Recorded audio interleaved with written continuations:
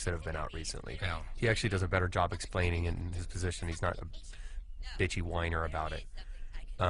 Let's go to the second part and talk more about atheism. Really what had happened is that we, you know, just through the plot of the story of the last one, we had sent Cartman to the future. So we're like, dude, we just sent Cartman to the future at like the end of a show. Like, how can we just end that? And we were like, we have to do a part 2. And in a way, we were super bummed because we were like, that means we have to do 2 parts of talking about atheism, which we were had realized we didn't want to really talk about anymore. And so, but we also, I don't know why, but we just kept saying otters riding ostriches. Ostriches should be riding ostriches in the future, and that's really all we had going. That's about all we had, yeah. And we had this Buck Rogers beginning, which is pretty great. I used to love Buck Rogers. When me and my dad would watch Buck Rogers every week. I like this little costume that Cartman's in when he, what's the chick's name that's in the... Wilma. Yeah, what was her name? Wilma something. What the heck? Aaron Gray was the actress. There, that one. That shot. That's amazing. All this shit's happened. You play your chess with otters. Yeah, we were stoked on that idea. We're like, let's go to the future and then just say that tons of stuff has happened and you missed it all. And that's why we called this like Go God Go part, 12 or 13, something like that. Yeah, part 12. But actually, this opening scene I think is really cool. It's very cinematic, especially the fact that we, just did it the week before. It's very Star Wars. I just want to drop you in someplace. Yeah.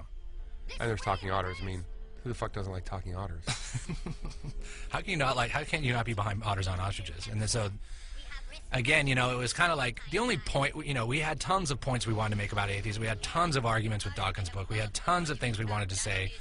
But when you're doing a show like this, it's like you got to just kind of hone it down to sort of one idea.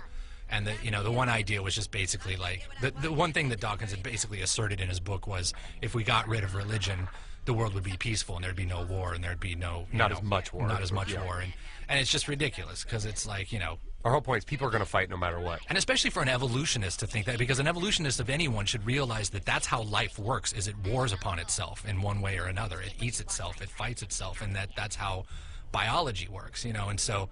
It was really just sort of that assertion that we wanted to rip on, and also the assertion that basically some of the super intelligent scientist people can be really retarded when it comes to just sort of common sense. Yeah.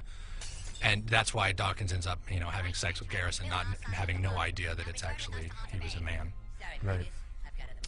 Because he can be so smart, Richard Dawkins, but so dumb. It's like so dumb in the way he presents himself. You're like, dude, don't you realize that's only going to make people mad and not any support? His big assertion and Sam Harris's big assertion is that atheists are marginalized in America. That like an atheist can't get elected public office. And you're like, well, the only people if you mention atheism to most Americans, they think about the guy who wanted under God out of the Declaration of, the Pledge of Allegiance, and Richard Dawkins and Sam Harris, who are both bitchy whiners. And you're like, well, no wonder you guys can't get elected. Right. You got to think about... Have some common sense. Yeah, politics isn't about truth. It's about, presenting some big smiley face guy. That, So... I really loved in this, I remember we pretty quickly wrote the phone call section where Cartman calls back and is trying to get people to not let him freeze himself. I think that stuff's really funny. But also the animation in that, I mean, if you look in the background, there's just always tons of stuff going on. And the look of this whole show is pretty amazing. The animators did an amazing job in a week. I mean, it is. It's unbelievable. Let's move on. Yeah, that's good. It may be the future for you, but I can't hook up anything to a float screen without at least a laser 7 output. You gotta be me! Science